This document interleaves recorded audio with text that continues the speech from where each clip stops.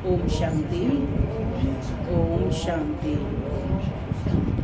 आज 6 मई 2024। आज बाबा ने मीठी मधुर मुरली में बताया कि बाप सत्य है, यानी ट्रुथ है, और ऐसे सच्चे बाप के प्रति हम बच्चों को भी सच्चा रहना चाहिए। तो बाबा कहते हैं कि जो भी हो सच सच सत्य बाप के सामने रखो, तो तुम अपने पाप कर्मों को योग अग्नि में भस्म कर समाप्त कर सकते हो। साथ ही बाबा ने कहा कि तुम बच्चे खुदाई खिदमतगार हो, यानी खुदा के सहयोगी हो। तो तुम्हें हर समय क्या फुरना यानी चिंतन चलना चाहिए। तुम्हें क्या चिंता रहनी चाहिए कि हमें पावन बनना है, और पावन बनकर औरों को भी पावन बनाना है, क्योंकि पूरी दुनिया का, पूरे विश्व का कल्याण करना है। सुनते हैं आज के डायरेक्ट ईश्वरीय महावाक्य। बाबा कहते, मीठे बच्चे, इस जन्म के पापों से हल्का होने के लिए बाप को सच सच सुनाओ।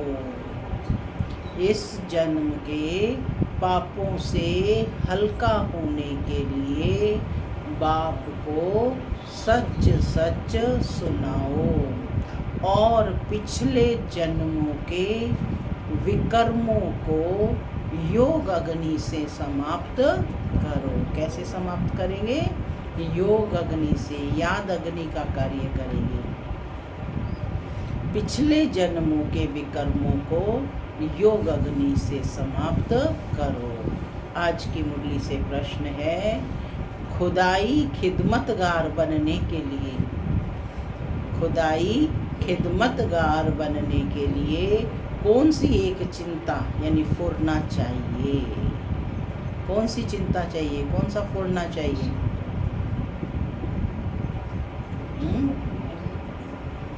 खुदाई खिदमतगार बनने के लिए कौन सी एक चिंता यानी फुरना चाहिए?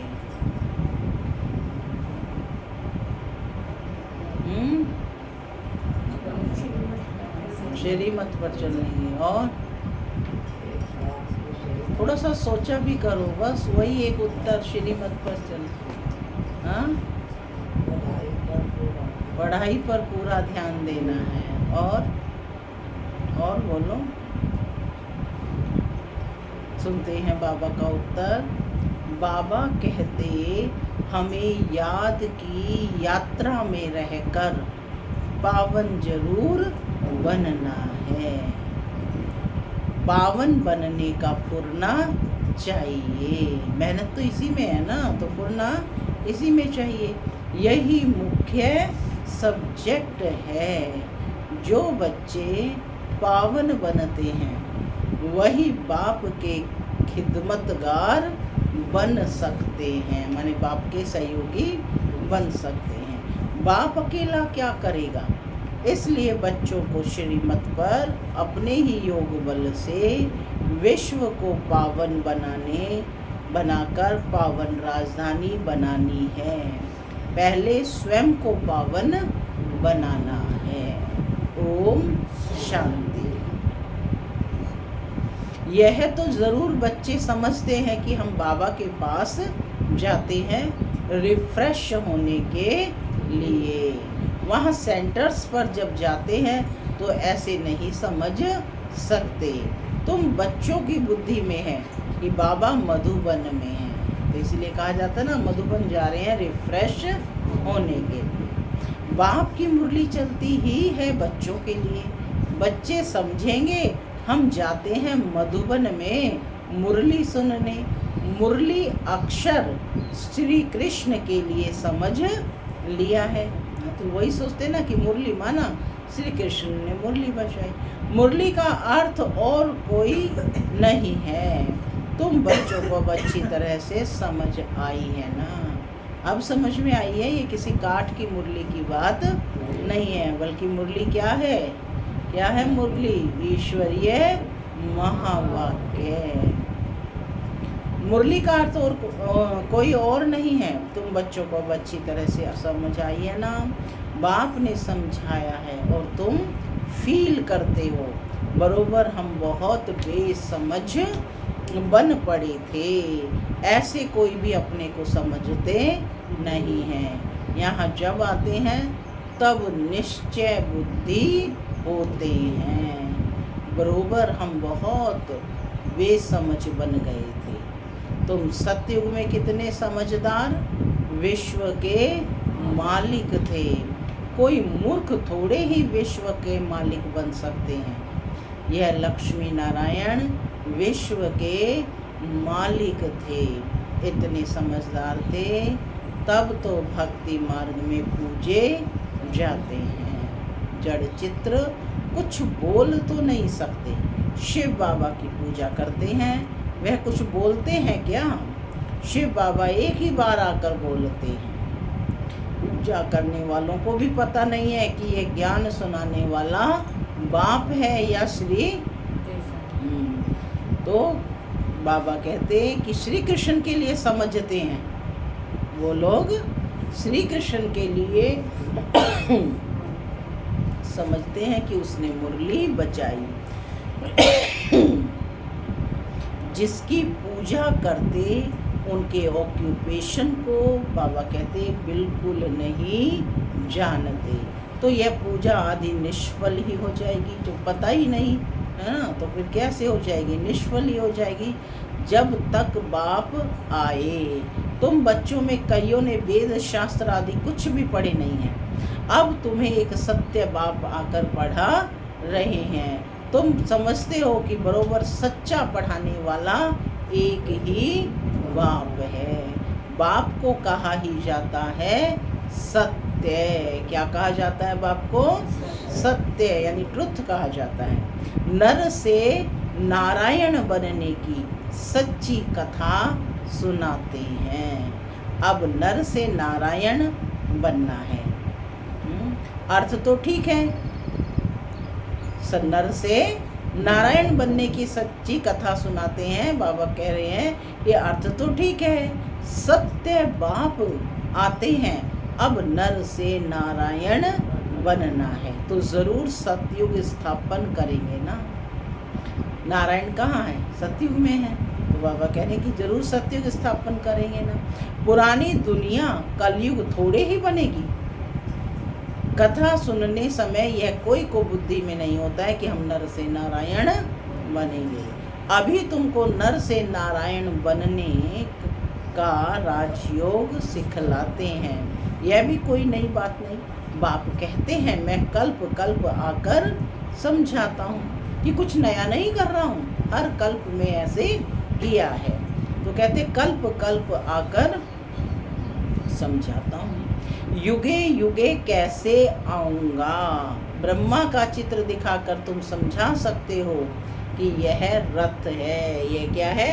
शिव बाबा का रथ है, जिसमें बाबा आकर राजयोग सिखलाते हैं। यह है बहुत जन्मों के अंत का जन्म, पतित। अब यह भी पावन बनते हैं, हम भी पावन बनते हैं। सिवाय योग बल के कोई पावन बन नहीं सकता। विकर्म विनाश हो ना सके। पानी में स्नान करने से कोई पावन नहीं बनते। यह है योग अग्नि। पानी होता है आग को बुझाने वाला, आग होती है जलाने वाली। तो पानी कोई आग तो नहीं है जिससे विकर्म विनाश हो। सबसे ज़्यादा गुरु आदि इसने किए हैं। इसने किसने? ब्रह्मा ने। कितने गुरु किए थे? 12 गुरु। शास्त्र भी बहुत पढ़े हैं। इस जन्म में जैसे पंडित था, लेकिन उससे फायदा तो कुछ भी नहीं हुआ। पुण्य आत्मा तो बनते ही नहीं, पाप ही करते आए। बाप ने समझाया है जो अपने को बच्चे समझते हैं तो इस जन्म में जो पाप आदि किए हैं, जबकि सम्मुख बाप आया है तो पाप कर्म बता देने चाहिए तो हल्का हो जाएगा। इस जन्म में हल्के हो जाएंगे। फिर पुरुषार्थ करना है जन्म जन्मांतर के पाप कर्म का बोझा जो सिर पर है उसे उतारना है। बाप योग की बात समझाते हैं। योग से ही विकर्म विनाश होंगे। कैसे होंगे विनाश? योग किसका कार्य करेगा? अग्नि का कार्य करेगा, है ना। बाबा ने कैसे अच्छे से समझाया। यह बातें तुम अभी सुनते हो। सत्युग में ये बातें कोई सुना ना सके। ये सारा ड्रामा बना हुआ है। सेकंड बाय सेकंड यह सारा ड्रामा फिरता रहता है। एक सेकंड ना मिले दूसरे से। सेकंड बाय सेकंड आयु भी कम होती जाती है। अभी तुम आयु को कम होने से ब्रेक देते हो और योग से आयु को बढ़ाते हो। अब तुम बच्चों को अपनी आयु को बड़ा बनाना है योग बल से। आयु बड़ी करने का आधार क्या है? योग बल। योग के लिए बाबा बहुत जोर देते हैं, परंतु कई समझते नहीं। कहते हैं बाबा हम भूल जाते हैं। तब बाबा कहते हैं योग कोई और बात नहीं है, यह है याद की यात्रा। बाप को याद करते करते पाप कटते जाएंगे, अंतमति सोगति हो जाएगी। इस पर एक मिसाल भी देते हैं। कोई ने किसको कहा तुम भैंस हो, तो बस वह समझने लगा मैं तो भैंस हूँ। बोला इस दरवाजे से निकलो, तो बोला मैं भैंस हूँ, कैसे निकलूं? माने जो समझने लगे वही बन गए। सचमुच जैसे भैंस बन गया। ये एक मिसाल बैठ बनाया है, बाकी कोई ऐसा है नहीं। यह कोई यथार्थ मिसाल नहीं है। हमेशा रियल बात पर मिसाल दिया जाता है। इस समय बाप तुमको जो समझाते हैं उनके फिर भक्ति मार्ग में त्योहार मनाए जाते हैं। कितने मेले मलाखड़े आदि होते हैं, बाकी इस समय जो कुछ होता है उनको उनके त्योहार बन जाते हैं। तुम यहाँ कितने स्वच्छ बनते हो। मेले मलाखड़े में तो कितने मैले होते हैं। शरीर को मिट्टी मलते हैं, समझते हैं पाप मिट जाएंगे। बाबा का खुद यह सब किया हुआ है। नासिक में पानी बहुत गंदा होता है, वहाँ जाकर मिट्टी मलते हैं, समझते हैं पाप विनाश हो जाएंगे। फिर उस मिट्टी को साफ करने के लिए पानी ले आते हैं। विलायत में कोई बड़े महाराजा आदि जाते थे तो गंगा जल का मटका साथ ले जाते थे ना। गंगा के जल का बड़ा महत्व है। फिर स्टीमर में वही पानी पीते थे। आगे एरोप्लेन मोटर आदि नहीं थे। 100-150 वर्ष में क्या क्या बन गया है। सतयुग आदि में ये साइंस आदि काम में आती है। वहाँ तो महल आदि बनाने करने में देरी नहीं लगती। अभी तुम्हारी बुद्धि पारस बुद्धि बनती है। कैसी बुद्धि बनती है? तो सब काम काज सहज कर लेती है। जैसे यहाँ मिट्टी की ईंटें बनती हैं, वहाँ सोने की ईंटें होती हैं। इस पर माया मच्छंदर का खेल भी दिखाते हैं। यह तो उन्होंने नाटक बैठ बनाया है दिखाने के लिए। बरोबर स्वर्ग में सोने की ईंटें हैं। स्वर्ग में सोने की ईंटें हैं, उसको ही कहा जाता है गोल्डन एज। माने जहाँ जिस चीज़ की बहुतायत होगी उसी आधार पर उस चीज़ का यूज़ होता है। जैसे आज सबसे अधिक किसकी? लोहे की है ना। स्टील, लोहा है ना उत्तम कोटि का। सब चीज़ों में स्टील का प्रयोग किया जा रहा है। तो आज के युग को भी क्या कहते हैं? आयरन एज, है ना, लोह युग कहते हैं। और स्वर्ग सोने की, हर चीज़ में सोने का प्रयोग होता है। तो कहते हैं बरोबर स्वर्ग में सोने की ईंटें हैं, उसको कहा ही जाता है गोल्डन एज। इसको कहा जाता है आयरन एज। स्वर्ग को तो सभी याद करते हैं, चित्र भी उन्हों के कायम है। कहते भी हैं आदि सनातन धर्म, फिर हिंदू धर्म कह देते हैं। देवता के बदले हिंदू कह देते हैं, क्योंकि विकारी हैं। तो देवता कैसे कहें? तुम कहाँ भी जाते हो तो यह समझाते हो, क्योंकि तुम हो मैसेंजर, पैगंबर। कौन हो तुम? मैसेंजर, मैसेज देने वाले, पैगंबर, पैगाम देने वाले। बाप का परिचय हर एक को देना है। क्या कर्तव्य है तुम्हारा? बाप का परिचय हर एक को देना है। कोई झट समझेंगे कि बरोबर तुम ठीक कहते हो, तो बाप बरोबर हैं, दो बाप बरोबर हैं। कोई कह देंगे परमात्मा तो सर्वव्यापी है। तुम समझते हो एक से हद का वर्षा मिलता है, पारलौकिक बाप से बेहद का वर्षा मिलता है 21 जन्मों के लिए। यह ज्ञान भी अभी है, वहाँ यह ज्ञान नहीं रहता। वहाँ कहाँ? सतयुग में यह ज्ञान नहीं रहता। संगम पर ही वर्षा मिलता है, जो फिर 21 पीढ़ी जन्म बाई जन्म तुम राज्य करते हो।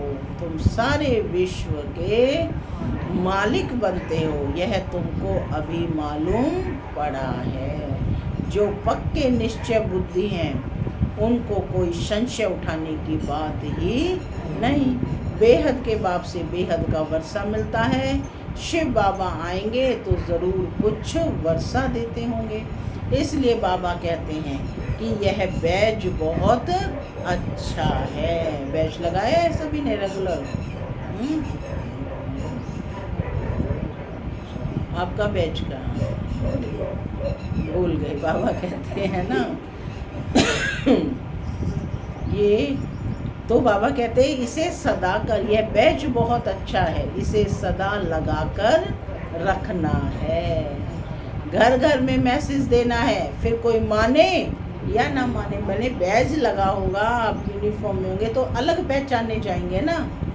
हजारों की भीड़ में भी पहचाने जाएंगे और कोई पूछेगा भी कि भाई ये बैज क्या है, तो इसमें आप परिचय दोगे, सेवा करने का भी अवसर इससे मिलेगा। तो बाबा कहते हैं घर घर में मैसेज देना है, फिर कोई माने या ना माने, विनाश आएगा तो समझेंगे भगवान आया हुआ है। फिर जिन्हों को तुमने मैसेज दिया होगा वे याद करेंगे कि ये सफ़ेद पोश वाले फरिश्ते कौन थे। सूक्ष्म वतन में भी तुम फरिश्ते देखते हो ना, तुम जानते हो मम्मा बाबा योग बल से ऐसा फरिश्ता बनते हैं तो हम भी बनेंगे। ये सब बातें बाप इसमें प्रवेश कर तुमको समझाते हैं, डायरेक्ट नॉलेज देते हैं। जो बाबा में नॉलेज है वह तुम बच्चों में भी है। जब ऊपर में जाते हो तो नॉलेज का पार्ट भी पूरा हो जाता है, फिर जो पार्ट मिला वह सुख का पार्ट बजाते हैं और ये नॉलेज भूल जाती है। ऊपर में जाते हैं नॉलेज भूल जाते हैं, फिर प्रारब्ध भुगतते हैं। तो तुम बच्चे कहाँ भी जाते हो तो मैसेंजर की निशानी है। क्या है मैसेंजर की निशानी? यह बैज है, ठीक है। बैज लगा होगा तो पता चलेगा ना कि ये ब्रह्म कुमारी इसकी तरफ से आए हैं, ओम शांति वाले हैं ये, है ना। बैज ही नहीं होगा तो क्या पता चलेगा? हजारों की भीड़ में आप अलग दिखाई देंगे। तो कहते हैं तुम बच्चे कहाँ भी जाते हो तो मैसेंजर की निशानी है, यह बैज साथ में ज़रूर चाहिए। भल कोई हंसी करे, शुरू में बहुत हंसी करते थे, ये क्या तुमने लगाया हुआ है ना। लेकिन आज तो क्या कहते हैं कि हमें भी चाहिए, ये कहाँ से मिलेगा, ऐसे मांगते हैं ना कि हमें भी चाहिए ये बैज। तो समय समय की बात है। भल कोई हंसी करे, इस पर क्या हंसी करेंगे?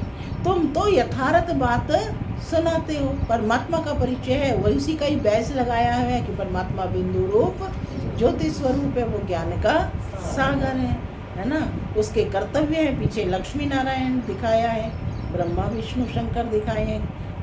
तो ये कौन है ये ईश्वर, ये कर्तव्य क्या है वह बताओगे। और उनको लक्ष्मी नारायण को ऐसा बनाने वाला कौन है? परमपिता शिव परमात्मा है।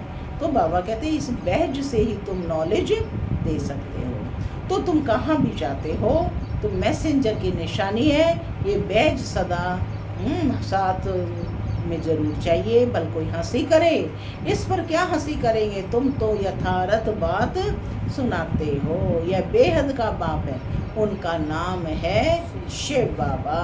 वह कल्याणकारी है, आकर स्वर्ग की स्थापना करते हैं। यह है पुरुषोत्तम संगम युग। यह सारा ज्ञान तुम बच्चों को मिला है, फिर भूलना क्यों चाहिए। बात तो बिल्कुल सहज है, चलते फिरते बाप और वर्षे को याद करना है। शांति धाम और सुख धाम। तुम बच्चे यहाँ आते हो, मुरली सुनकर जाते हो, फिर सुनानी भी चाहिए। ऐसे नहीं सिर्फ एक ही ब्राह्मणी मुरली चलाए, है ना, कहीं जाना भी पड़ सकता है, तो कैसे होना चाहिए, तैयार रहना चाहिए कि अब हम मुरली चलाएंगे, या कहेंगे कि हम मुरली नहीं सुनेंगे, मिल बैठकर मुरली चलाएंगे। तो बाबा कहते ऐसे नहीं कि सिर्फ एक ही ब्राह्मणी मुरली चलाए, ब्राह्मणी को आप समान बनाकर तैयार करना चाहिए, तब बहुतों का कल्याण कर सकेंगे। अगर एक ब्राह्मणी कहाँ चली जाती है तो दूसरी क्यों नहीं सेंटर चला सकती, पूछ रहे हैं, चला सकते हो? क्या धारणा नहीं की है, पूछ रहे हैं, क्या धारणा नहीं की है? स्टूडेंट को पढ़ने और पढ़ाने का शौक चाहिए। मुरली तो बहुत सहज है, कोई भी धारण कर क्लास करा सकता है। यहाँ तो बाप बैठे हैं, बाप बच्चों को कहते हैं कोई भी बात में संशय नहीं होना चाहिए। एक बाप ही है जो सब कुछ जानते हैं, एक ही एम ऑब्जेक्ट है, उसमें कोई प्रश्न आदि पूछने का भी नहीं रहता। क्या एम ऑब्जेक्ट है? लक्ष्मी नारायण सदृश बनना, यानी मनुष्य से देवता बनना। इसमें कोई प्रश्न आदि पूछने का ही नहीं रहता। सुबह को भी बैठ बच्चों को याद कर यात्रा में मदद करता हूँ। लेकिन मदद किनको करते हैं? जो सुबह उठेंगे बैठेंगे उन्हें मदद करेंगे ना अमृत वेले। तो कहते हैं कि सुबह को भी बैठ बच्चों को याद की यात्रा में मदद करता हूँ। सारे बेहद के बच्चे याद रहते हैं। तुम सब बच्चों को इस याद की मदद से सारे विश्व को पावन बनाना है। इसमें ही तुम अंगुली देते हो। पवित्र तो सारी दुनिया को बनाना है ना, तो बाप सभी बच्चों पर नज़र रखते हैं ना। वो दिखाया ना, गोवर्धन पर्वत उठाया, उसमें सब ने अपनी उंगली। तो कौन सा सहयोग? पावनता का सहयोग, पवित्रता का सहयोग। पवित्र तो सारी दुनिया को बनाना है ना, तो बाप सभी बच्चों पर नज़र रखते हैं ना। सब शांति धाम में चले जाएं, सबका अटेंशन खिंचवाते हैं। बाप तो बेहद में ही बैठेंगे। मैं आया हूँ सारी दुनिया को पावन बनाने, सारी दुनिया को करंट दे रहा हूँ, तो पवित्र हो जाए। जिनका पूरा योग बल होगा वह समझेंगे बाबा अभी बैठकर याद की यात्रा सिखला रहे हैं, जिससे विश्व में शांति होती है। बच्चे भी याद में रहते तो मदद मिलती है। मददगार बच्चे भी चाहिए ना। देखो दुनिया में भी कहा जाता है God help those who help themselves. भगवान उसी की सहायता करता है जो अपनी सहायता स्वयं करता है। माने जब तक हम स्वयं योग बल का आधार नहीं लेंगे, है ना, योग में नहीं रहेंगे, तो बाबा की करंट नहीं मिल पाएगी। तो बाबा कह रहे हैं कि बच्चे भी याद में रहते हैं तो मदद मिलती है। मददगार बच्चे भी चाहिए ना। खुदाई खिदमतगार निश्चय बुद्धि ही याद करेंगे। तुम्हारी पहली सब्जेक्ट ही है पावन बनने की। पहले ही बाबा ने क्या कहा? पावन बनो, योगी बनो, है ना। पवित्र बनो, योगी बनो। पहले पवित्र बनो, फिर याद में। गोया तुम बच्चे निमित्त बनते हो बाप के साथ। बाप को बुलाते ही हैं कि हे पतित पावन आओ। अब वह अकेला क्या करेगा? खिदमतगार चाहिए ना। तुम जानते हो हम विश्व को पवित्र बनाकर फिर सारे विश्व पर राज्य करेंगे। बुद्धि में जब ऐसा निश्चय होगा तो हम बाप की श्रीमत से, बाबा कहते बुद्धि में जब ऐसा निश्चय होगा तब नशा चढ़ेगा। तुम बच्चे जानते हो कि हम बाप की श्रीमत से अपने योग बल से अपने लिए राजधानी स्थापन कर रहे हैं। ये नशा चढ़ना चाहिए। यह है रूहानी बात। बच्चे समझते हैं कि हर कल्प बाबा इस रूहानी बल से हमको विश्व का मालिक बनाते हैं। यह भी समझते हो कि शिव बाबा आकर स्वर्ग की स्थापना करते हैं। अभी सिर पर इस याद की यात्रा का ही फुरना है, पुरुषार्थ करना है। धंधा आदि करते भी याद की यात्रा है ना। धंधे आदि करो लेकिन बुद्धि से बाप को याद करो। एवर हेल्दी बनाने के लिए बाप कमाई बड़ी जबरदस्त कराते हैं। इस समय सब कुछ भूलना पड़ता है। हम आत्माएं जा रही हैं। आत्म अभिमानी बनने की प्रैक्टिस कराई जाती है।